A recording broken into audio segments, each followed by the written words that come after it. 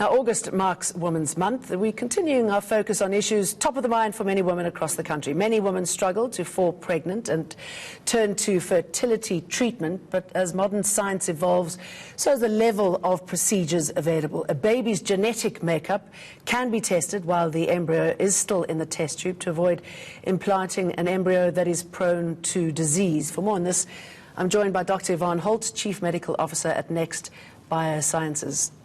Good of you to come in. Thank you. Thank you. Thanks. I mean, this all sounds quite incredible, doesn't it? Yes, it is.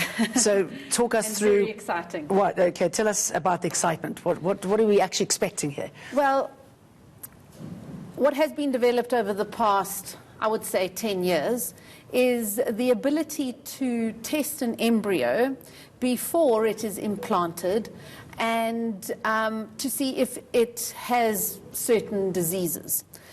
This is more for families who are carriers of disease such as thalassemia, sickle cell anemia, cystic fibrosis. They are diseases that are carried by the mother and the father, and when the sperm and egg come together, they may form an embryo that is affected by this disease. Mm-hmm. And we are able then to test embryos to see which embryos are free of that disease. In other words, they do not contain that genetic mutation, and we are able to implant those through fertility treatment into the mum, and then it's a 100% guarantee that the child will not be affected by that disease. Incredible. And hence, stopping the progression of that disease through the family. And cancers? Absolutely. So it's essentially hereditary cancers. Mm-hmm. So if a family carries the BRCA gene that can cause breast and ovarian cancer, we can test that family, see what mutation is passed down in the family. Then the mum would and dad would go for a fertility treatment, make, say, 4, 5, 10 embryos. Mm. We would test each embryo, make sure that we pick those that do not carry that BRCA gene mutation. And I mean, under this umbrella of designer babies, you've got savior babies and carrier screening babies. Okay. Yeah, so savior babies, definitely something that is perhaps being done more often now that we understand the genetics and genetic implications of disease.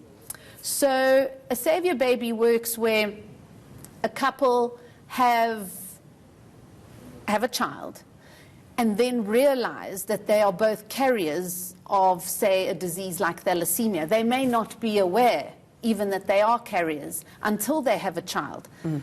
They have a child, the child is affected.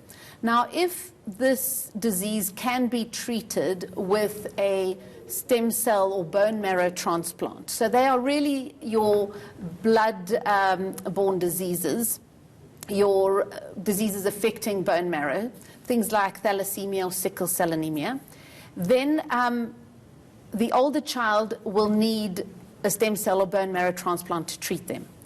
So the couple will then opt perhaps to have a second child that can be a donor, because to receive a bone marrow transplant you do have to be a tissue match. Mm. And the best match that we can find are really amongst our brothers and sisters. And so what the parents would opt to do is to decide to have a second child, and with this genetic testing we are able, they would do it through in vitro fertilization so that they create embryos that we can test. Mm. We would then test to see which of the embryos obviously don't carry the disease, because you don't want the second child to have the disease that is passed in your family.